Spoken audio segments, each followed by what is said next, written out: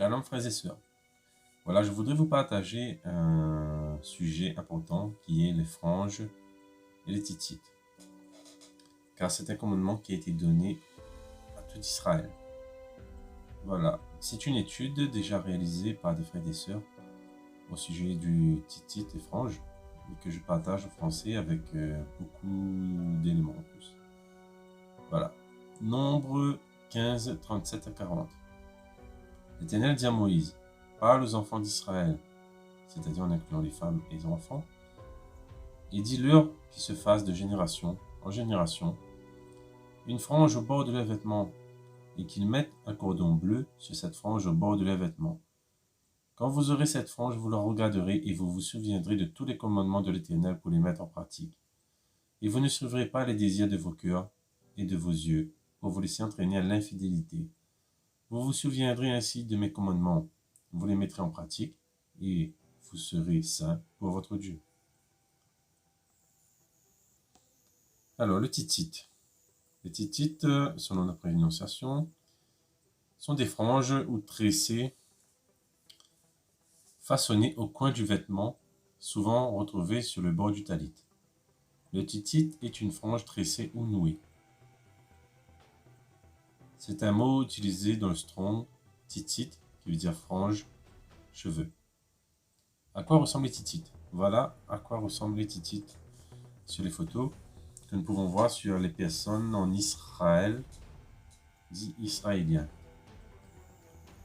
Devons-nous appliquer ce que les Israéliens font ou vérifier selon les écrits et les preuves historiques? Si nous prenons par exemple Deutéronome 14, verset 21, tu ne feras point cuire un chevreau dans le lait de sa mère. Voici ce que pensent les Juifs qui suivent les traditions. Traditions que le maître a bien dit qu'ils mettent sur les commandements de Dieu et ils annulent ainsi les commandements. Voilà. Les rabbins classiques considéraient que le lait et la viande cuits ensemble étaient interdits bibliquement. Mais les écrivains juifs du Moyen-Âge interdisaient également la consommation de tout ce qui contenait les goûts mélangés du lait et de la viande. Cela comprenait par exemple la viande qui avait été trempée dans du lait pendant une période prolongée. Voilà leur interprétation. Et que dit la Bible sur le même sujet? Genèse 18:8. Il prit encore de la crème et du lait avec le veau qu'on avait apprêté et il mit devant eux. Il se tint lui-même à leur côté sous l'arbre et ils mangèrent. Ceci parle d'Abraham. Abraham aurait-il enfreint la loi? Justement parce qu'il donnait le lait, la crème et la viande. Genèse 26:5. Parce qu'Abraham a obéi à ma voix et qu'il a observé mes ordres, mes commandements, mes statuts et mes lois. C'est pour cela que le maître Yeshua HaMashiach aurait dit aux pharisiens dans le temps au sujet des traditions, hypocrite, Isaïe a bien prophétisé sur vous, quand il a dit, ce peuple m'honore des lèvres, mais son cœur est éloigné de moi. C'est en vain qu'il m'honore en enseignant des préceptes qui sont des commandements d'hommes. Voilà. Aujourd'hui, c'est la même chose. Continuez à donner des préceptes, des commandements d'hommes, et met ça au-dessus des commandements de Dieu. Est-ce qu'on doit prendre exemple sur ces commandements d'hommes ou analyser nous-mêmes ce que la Bible dit et selon les preuves historiques? À quoi ressemble la frange? Voilà une des franges. Voilà. En fait, c'est des franges tressées à la main avec une couleur bleue, mais certains juifs ne mettent pas la couleur bleue, la couleur biblique. Or, quand Dieu nous dit de mettre des fils bleus aux franges, c'est un commandement. Le fait de ne pas le faire, c'est une désobéissance. Et le titite représente aussi les cheveux. Pourquoi? Dans Ézéchiel 8:3, il dit « Il étendit une forme de main et me saisit par les cheveux de la tête ». Le mot ici traduit par cheveux est dans le strong titite, frange tressée ou nouée comme sur les photos ci-dessus. Voilà, on voit bien que les cheveux de ces personnes sont tressés comme le titite en haut.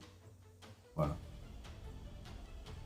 Donc, avons-nous des preuves historiques que les Israélites avaient ce type de chevelure? Voilà, parce qu'il ne suffit pas de montrer des photos et de prouver quelque chose alors qu'on n'a pas vérifié dans l'histoire. Alors, voici des photos des anciens Israélites trouvés en gravure.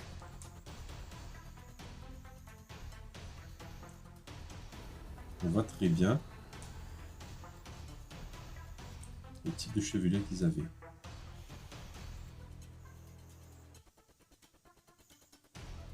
Voilà, un peu plus près.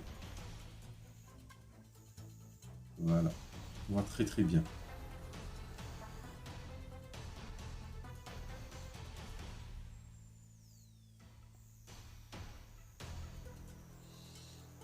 Alors, nous voyons très bien ce style de cheveux des anciens Israélites ou Hittites pour les cheveux, tressés ou noués. Voilà, nous avons des preuves que les anciens Israélites avaient ce type de chevelure. Voilà.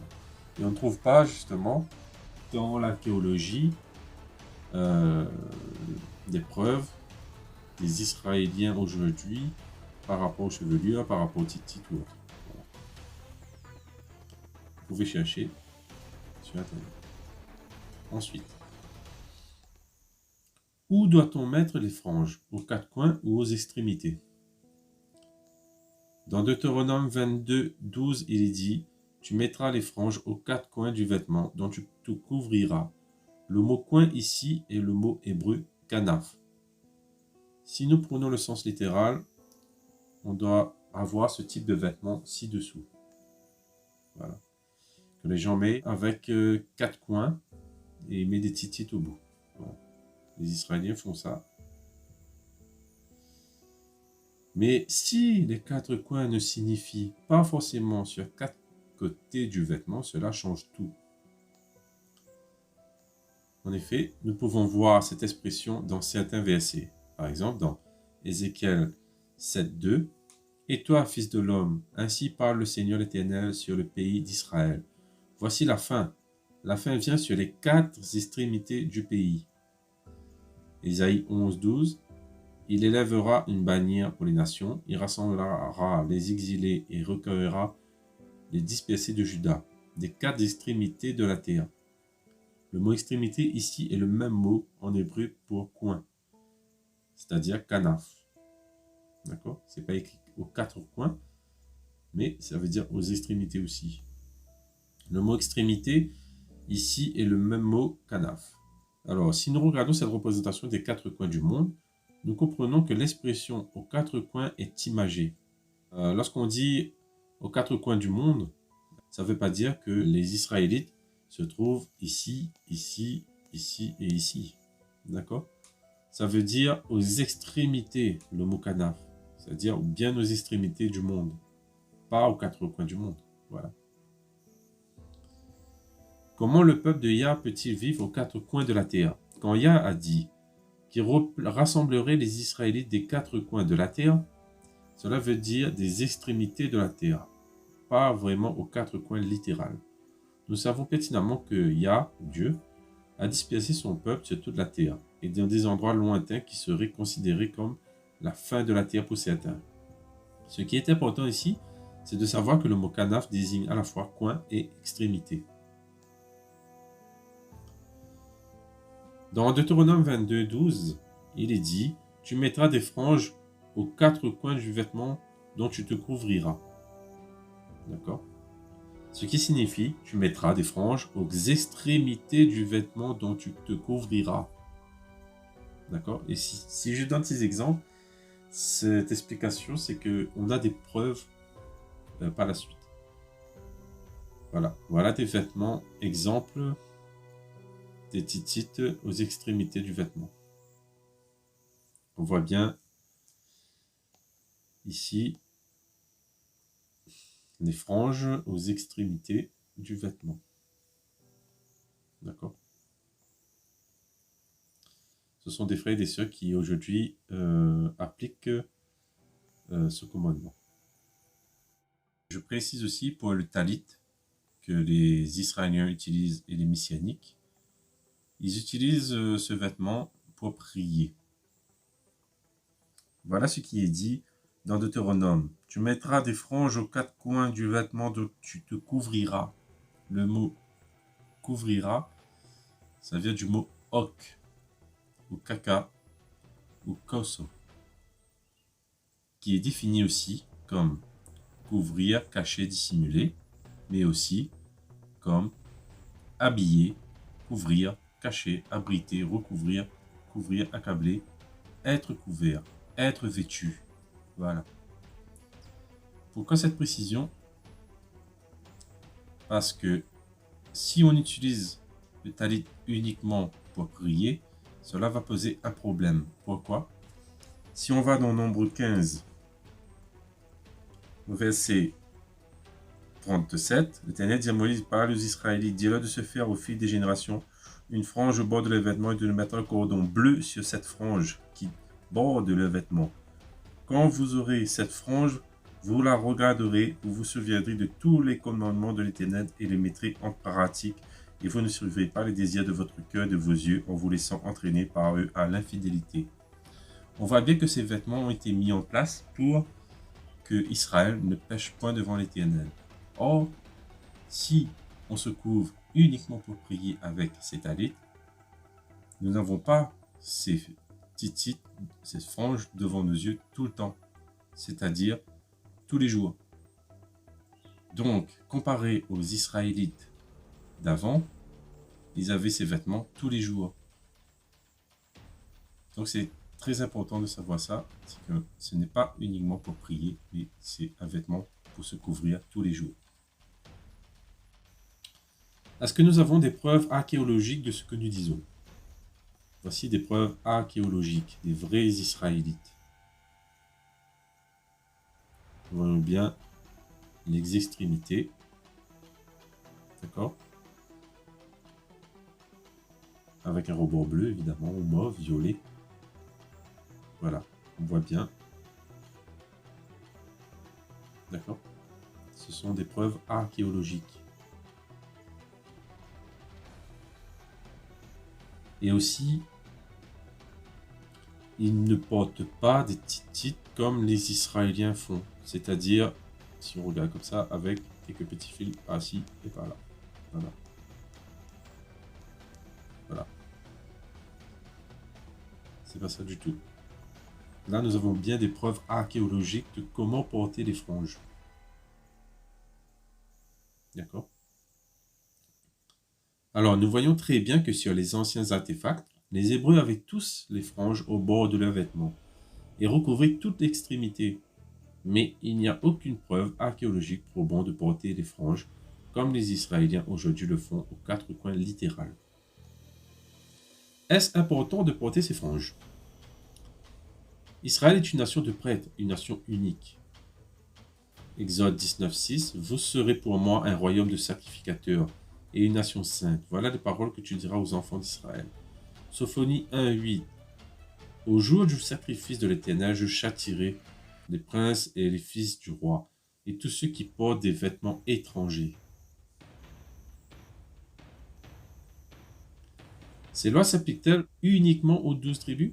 Nombre 15:15. Il y aura une seule loi pour toute l'assemblée, pour vous et pour l'étranger au séjour au milieu de vous. Ce sera une loi perpétuelle parmi vos descendants. Il en sera de l'étranger comme de vous, devant l'Éternel. Lévitique 24:22. Vous aurez la même loi, l'étranger comme l'indigène, car je suis l'Éternel votre Dieu. Ézéchiel 47:21. Vous partagerez ce pays entre vous, selon les tribus d'Israël. Vous le diviserez en héritage par le sort pour vous et pour les étrangers qui séjourneront au milieu de vous, qui engendreront des enfants au milieu de vous. Vous les regarderez comme indigènes, c'est-à-dire des natifs, les Israélites de naissance, parmi les enfants d'Israël. Ils partageront au sort l'héritage avec vous, parmi les tribus d'Israël. Vous donnerez à l'étranger son héritage dans la tribu où il séjournera, dit le Seigneur l'Éternel. De quelle couleur doivent être les franges? Nombre 15:37.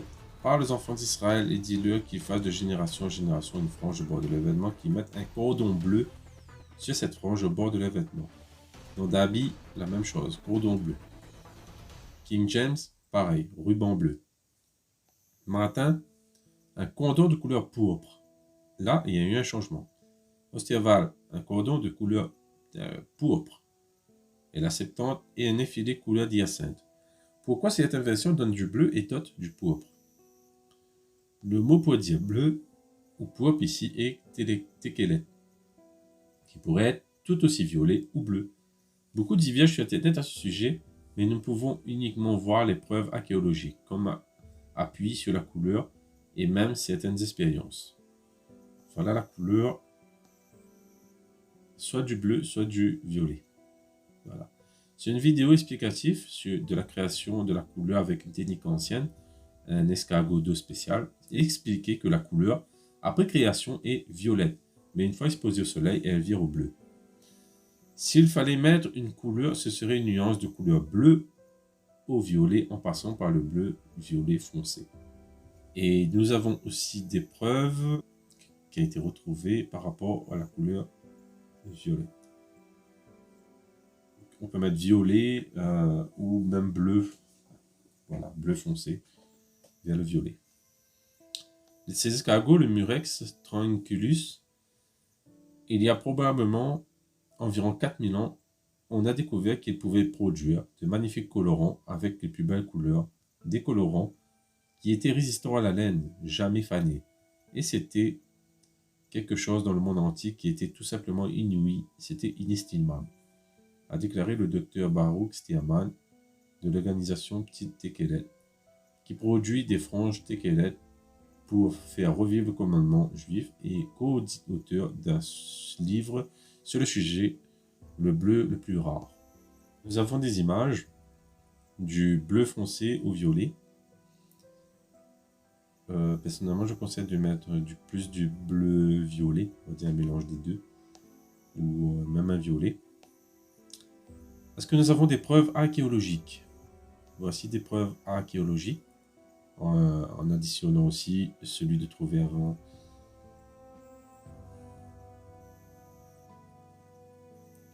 Alors, voici des images du bleu foncé au violet.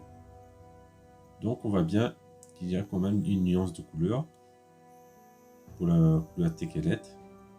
Et nous avons vu juste avant par rapport, on a déjà retrouvé aussi du violet dans l'Antiquité. Et aussi des preuves archéologiques par rapport à la couleur bleue. Voici un échantillon de laine indigo vieux de 2000 ans découvert près de la mer Morte.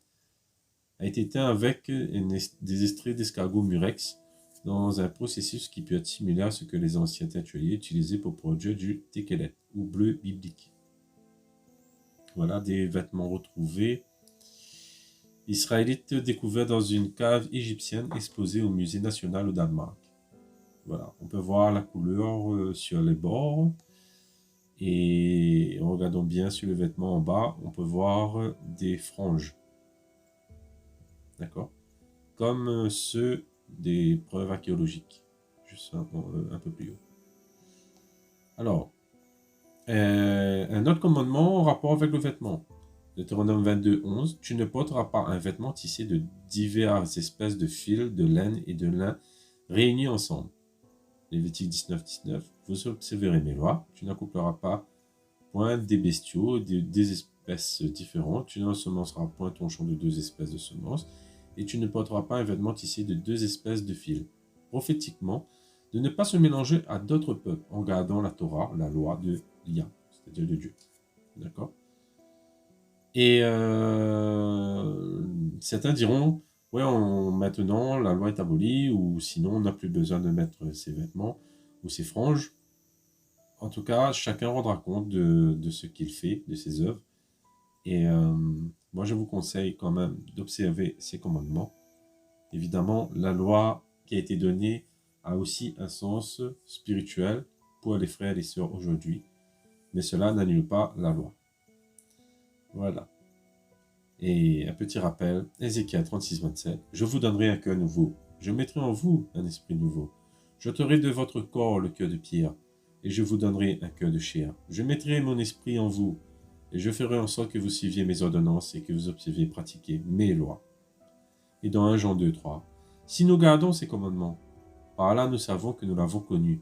Celui qui dit je l'ai connu et qui ne garde pas ses commandements est un menteur, et la vérité n'est point en lui. Voilà. Je laisserai le PDF en lien sous la vidéo. Voilà. Je vous conseille de faire votre propre recherche et de chercher surtout des preuves historiques, surtout des artefacts, et pas se baser sur des dessins peints à la main, car on peut faire aussi des falsifications par rapport à ça. En tout cas, soyez tous bénis et cherchez la vérité, et la vérité vous affranchira. Shalom, que la paix soit avec vous.